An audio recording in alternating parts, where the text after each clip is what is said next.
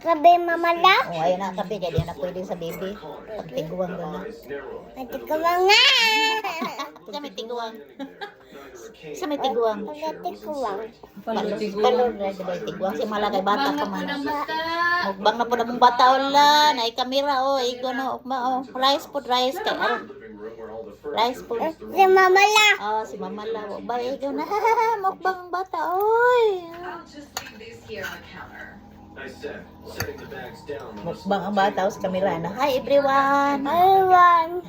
Hi mukbang. Ay, bukbang. Egg na po niya. Parcel. Nabak? Parcel. Tingo ka ng parcel mo, kanalabi na ako kay kwarta. Ako ngayon ko kulpaan kaya wala namang ko parcel. Ako na ako yung parcel. Sir, I'm afraid I'm in a bit of a hurry.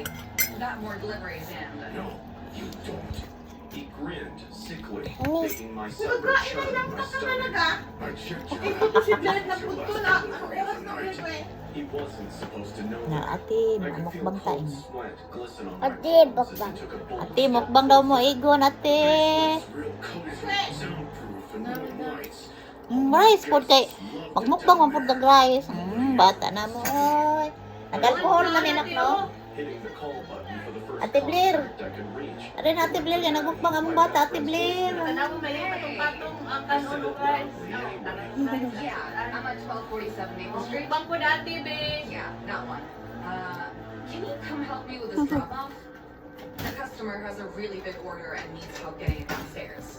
The man's face went white. His eyes darted toward the front door. Nagandi oh. back to me. Kanin be. There's a lot of food here. I continued into the phone.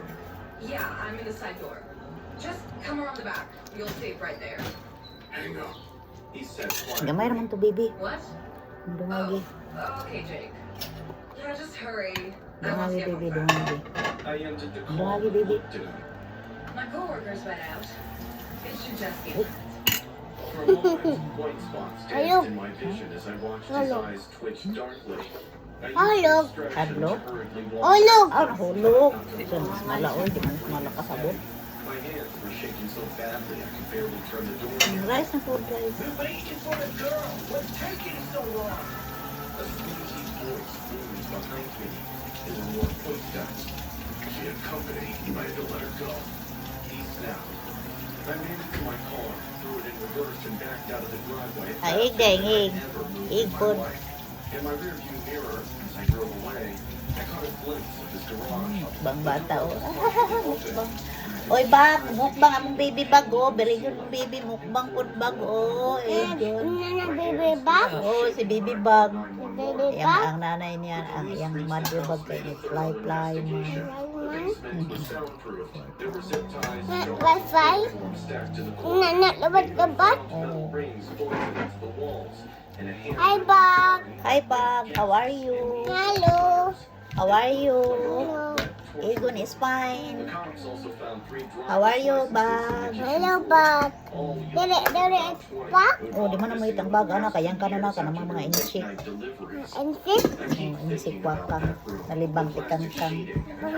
Kang sakit kami?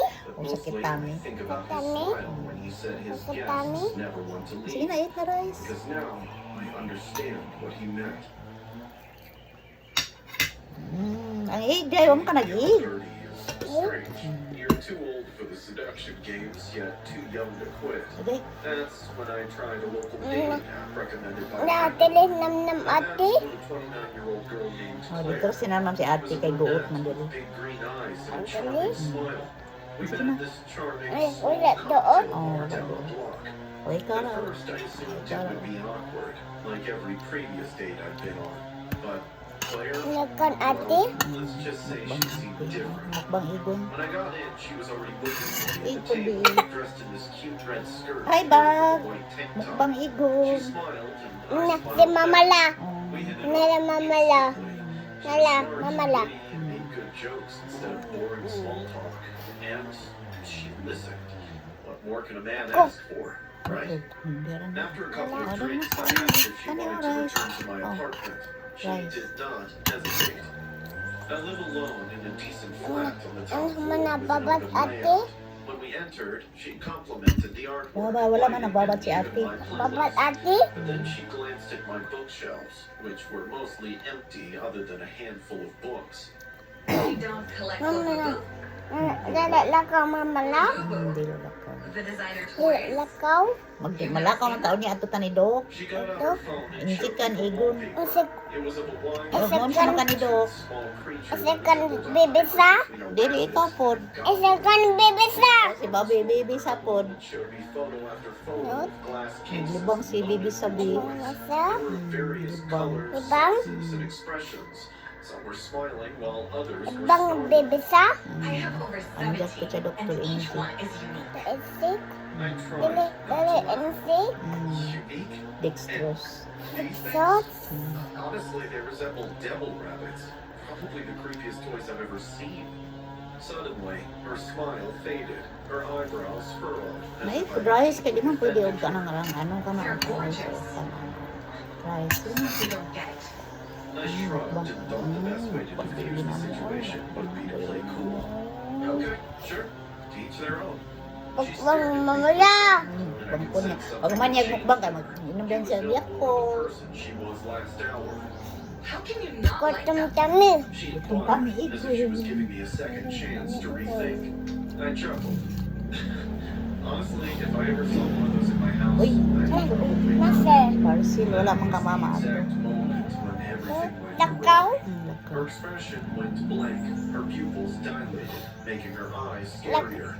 She stood up slowly and walked to my kitchen counter without Lakaw. saying anything. I watched her pick up the sharp knife that I had left out while cutting limes earlier. I laughed nervously. Okay, are you doing something right now? Because she shushed me, putting the knife on her lips. I brought you one. She whispered, "What?" Rice na po She do. dug into a Ano large ka na tote ito? bag and took out a miniature Labubu Huh? figure, jet black with scarlet eyes.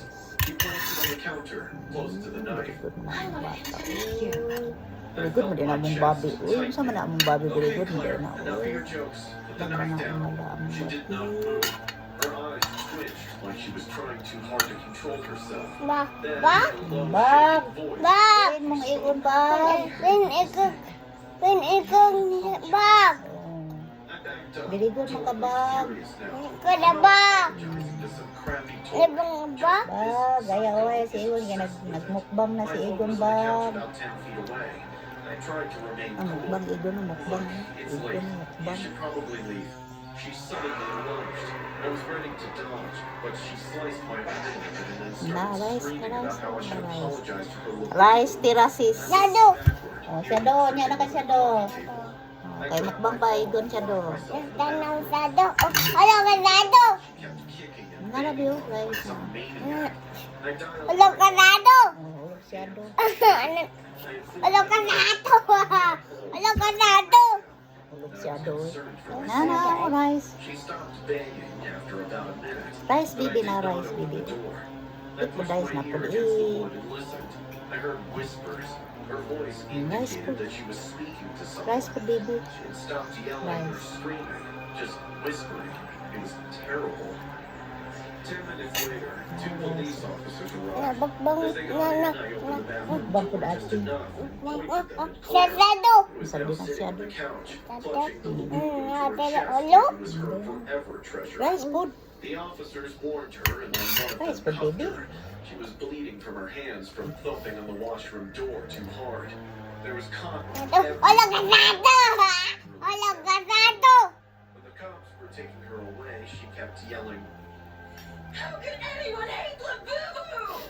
Her voice echoed in the corridor, louder than it should have been. I came out of the washroom and watched her leave. She did not look at me once. It was 3 weeks ago. The cops later informed me that Claire had no criminal record. She is clean. But she was a member of online forums with obsessive fan clubs that treated these Sige, toys na like rice. living entities. They believed she Mahurot tayong needed rice. psychiatric Kaya na-premyo evaluation. si Igon. Claire said in Huh? her Madto defense ka sa butwa nga bangon ka ni Mala o ni Mama. They told me I could press charges against her, but I didn't. I I knew they would send her to some mental institution anyway, so what's the point in making things harder for her? After all, she is sick, because any obsession that erases your sense of reasoning is a medical problem. I haven't heard from her since. I just hope she gets all the help she needs. And to all the Labubu fans out there, you guys better stay away from me. Nagsitan ate. Sita natin. Nagkila na po ang isang tao. Hindi na siya basta nagdarang-asa. May matandang puso Wait lang. Wait lang. ay kwentong pinagsamahan. Ikaw, Ayun na, ate eat na gaya ate. Rice gamay po. gaya ng Di ako di. Di ra na gutang diha. ay sumisigaw na kalahati ng pangalan. Ayun na kay ko ano. Naig na po di. Naig. Rice. Yun na. Oy! Magwasan sa ali. Dali na. Ano mo lang po? O, maghiwasan sa takay. Mayroong talik po. Madam Daddy? Ganigit sa buhay. Saan na, Bill? Nagkaon na, oy. Nagkaon na, oy. Kasi, dali ako susuro nito sa kainitan. Ano sabi niya? Ito yung panggalong di ka mabasa na. Mabasa. Manaling pagbati. Siya mustache. At siyang suporta. Hindi siya pinsa. Wala kita ikon. Wala kita alam. Wala na. Ano ba? Ba? Araw-araw. Wala lakaw. Wala din na, malakaw kaya. Hindi naman pag night, malakaw na siya. Pagsabisyo. Wala. Dalawang babak. Baba. Wala pa man sabon. Sabon sa sabon sa bibi. Sige.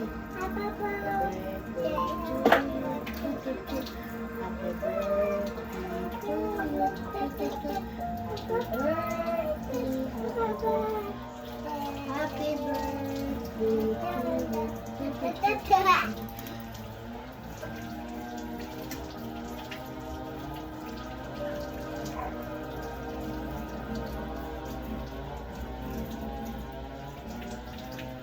Naman na, naman na. I'm not proud, probably I got this Ipot right. gamay. 40 and work in tech. Let's just say I don't exactly light up a room. After the end of a relationship, I hit a pretty low place. That's when I downloaded Sana Tinder. na nila. I use Tinder as a temporary distraction from serious relationships. And one day, I met Daria. She was Namamati. 35, with red hair, kind eyes, and a smile that somehow made me feel seen. A little quirky, sure. She said she lived in an old farmhouse on the outskirts of town, cared for her paralyzed grandfather. She was funny, honest, and actually seemed interested. After a couple of casual dates, she invited me to stay over at her place. She said it would be nice to cook me something homemade, and she didn't like leaving her grandpa alone at night. I hesitated for a second. Sana pala yung ID How ko. fast Bilis mo it man was nagkain, Blair. was craving connection. Ano So I agreed. Ano nga mo? The farmhouse was far into the woods. It looked old. Uy, kabilis man yung nagkaon. Surrounded by a rustic charm. She Ilang greeted nagkaon? me with a kiss and a warm smile. Oh, ikaw dito And na? showed me around. Kamora The living room was full of antiques. The kitchen smelled like herbs and raw meat. She said she was making stew, her grandfather's favorite.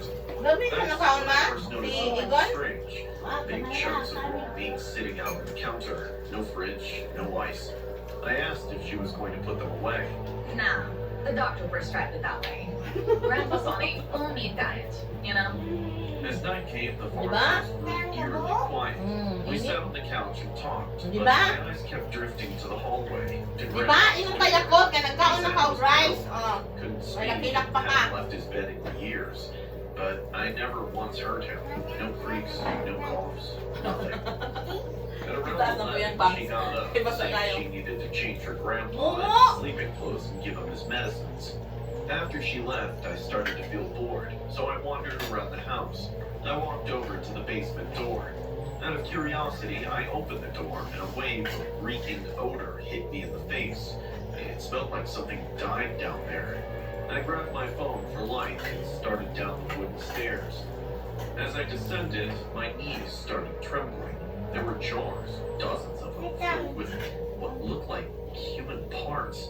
Fingers, eyeballs, and pieces of flesh floating in cloudy red fluid. There were crates stacked with bones. Some still had blood and skin on them. And hanging from the ceiling on rusted meat hooks were human torsos, cut open, ribs exposed. One still had a wedding ring on. I threw up right there. What the hell? Suddenly, I heard a sound downstairs. The bathroom door swung shut. I rushed up the Very stairs, good. Asa locked the cellphone? basement Ay. door again,